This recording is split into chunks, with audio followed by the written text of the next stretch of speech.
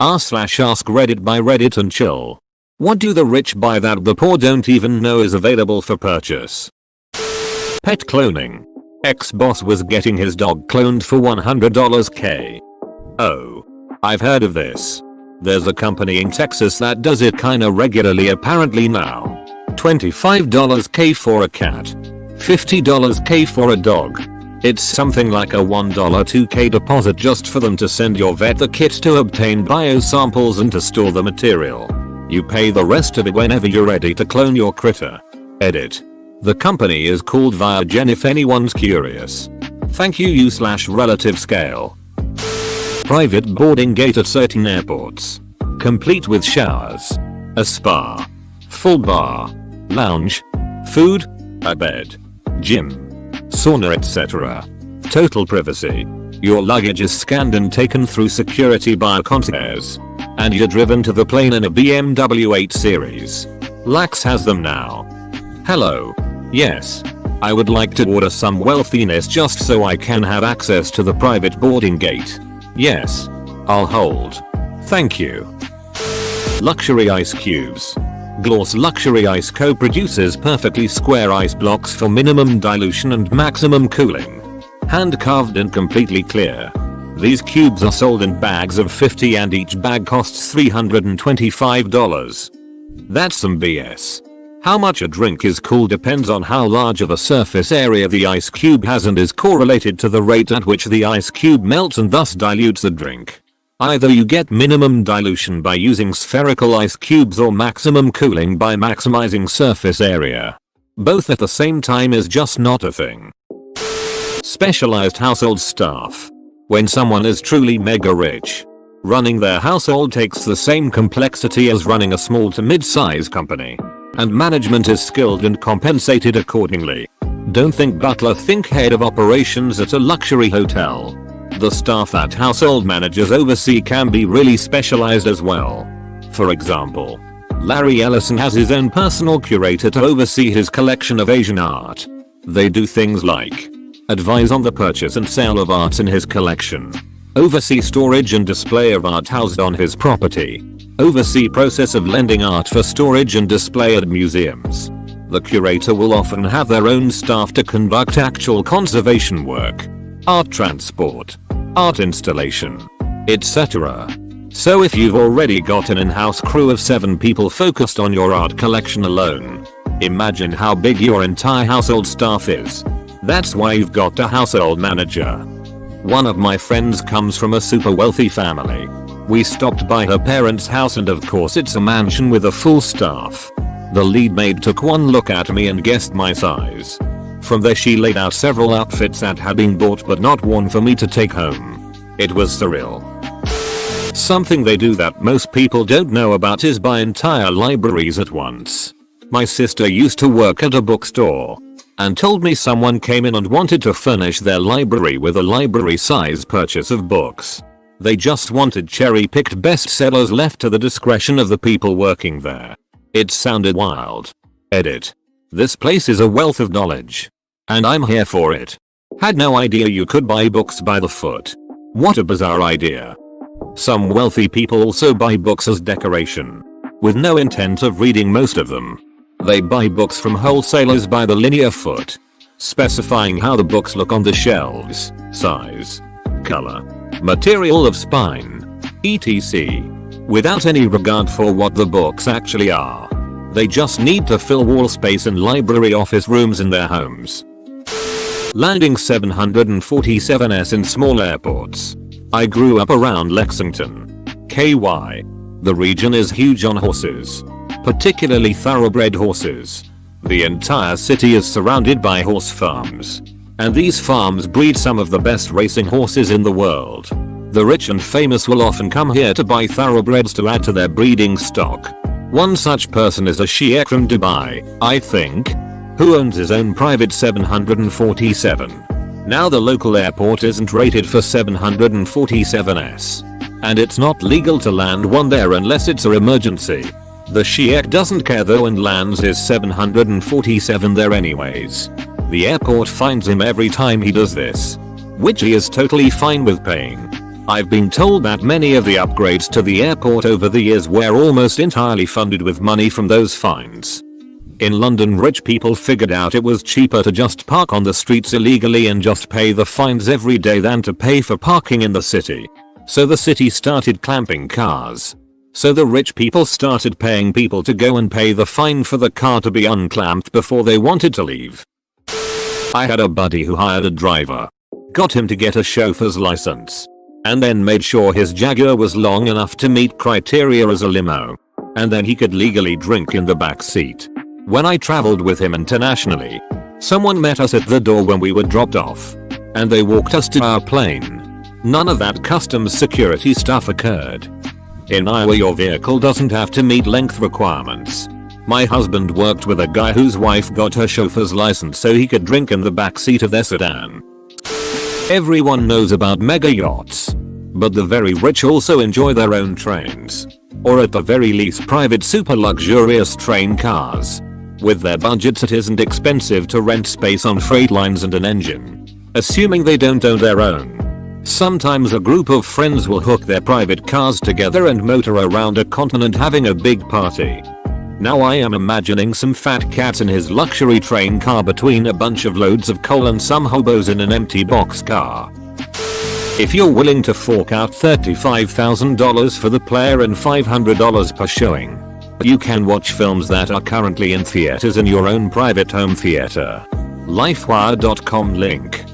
Wow, who would have thought a private showing is only twice as much as a normal movie ticket?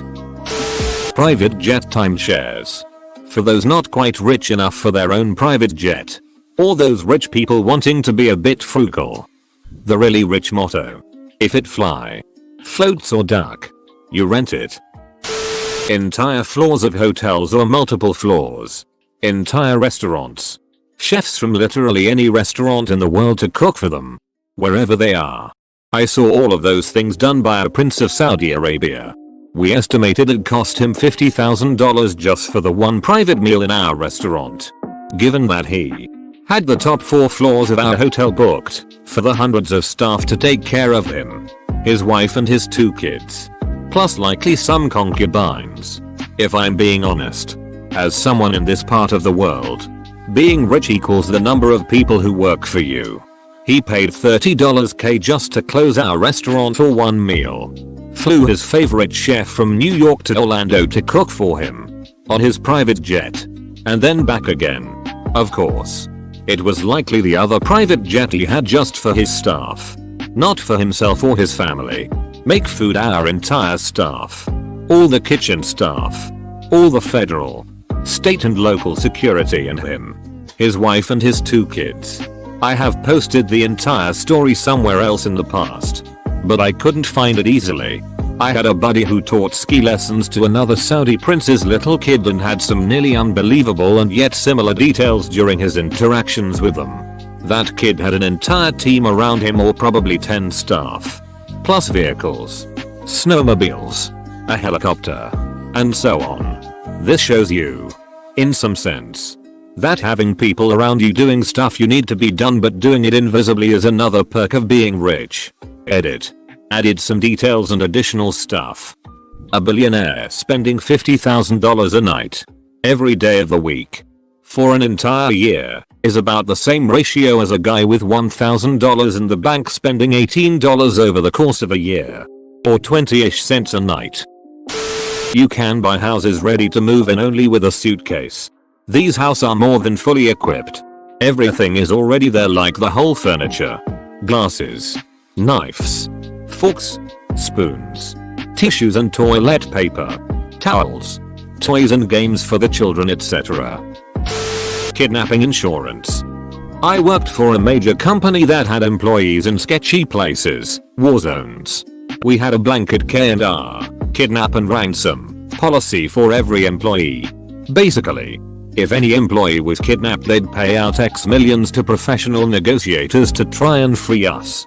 I never got a chance to use it, partially because I worked in Virginia the whole time.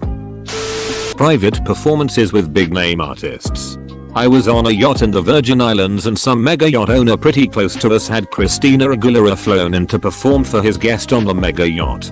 We were close enough to see the performance, not close enough to pretend to be part of the party.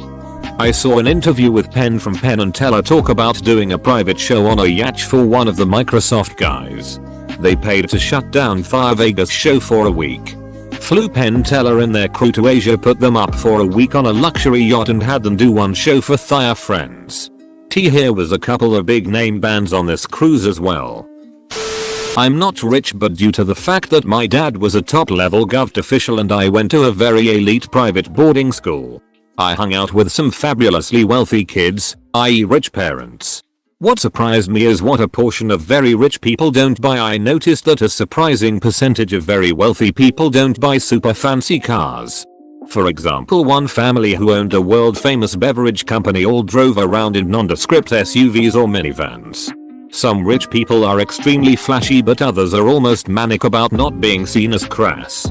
And to those people, a supercar is crass, but apparently having a $10 million home in Palm Beach is not crass. Money talks. Wealth whispers. Edit. Thanks, kind stranger. Actual smart homes. The Alexa Google Home market is bringing it more mainstream. But for decades the wealthy elite have had smart home functionality through companies like Crestron. The controls go far beyond controlling your lights and thermostat, and integrate with more technologies. Goddamn, Crestron brings back nightmares from my AV tech days in college. Poor people. This is basically how Dubai was built almost overnight. Human organs. Steve Jobs used his fortune to game the system. A quote from the article. Jobs couldn't pay for an organ. Nor could he pay to cut the queue.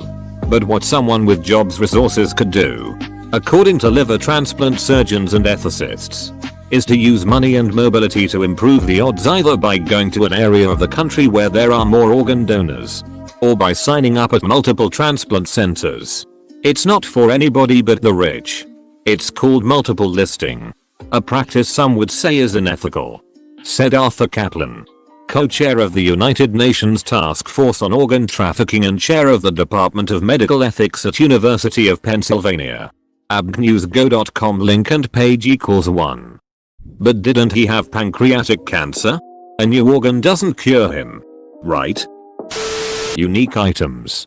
Occasionally you see in the news stuff like hat used in some popular movie auctioned for $80,000 or 5,000-year-old Egyptian statue auctioned for $2 million, and I think, what kind of auction do you even go to buy that kind of thing? Like, who do you have to be even be in the know about these auctions? A platinum retriever. And here I am with my bronze retriever. Underage sex parties on private islands. You don't have to go to a private island to be on an underage sex party. You just need some contacts in a third world country. This happens all the time in my country. Standalone ice machines. These are under-counter appliances whose sole purpose is to make ice. And not just any ice. The cheaper, $2,000 plus, ones make normal crescent-shaped cubes. The more expensive one, $3,000 plus, make clear ice in cube shapes. And then pallet ice makers, $4,000 plus, which is the chibble ice like Sonic has. These are the more entry-level models to boot.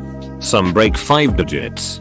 I used to work for a manufacturer of these, and at some point a lady was arguing with me because we were shipping a replacement part ground instead of next day air, and she made a snide comment about if it were my ice machine she'd bet it wouldn't take this long. I told her, "Mum, I don't have an ice machine."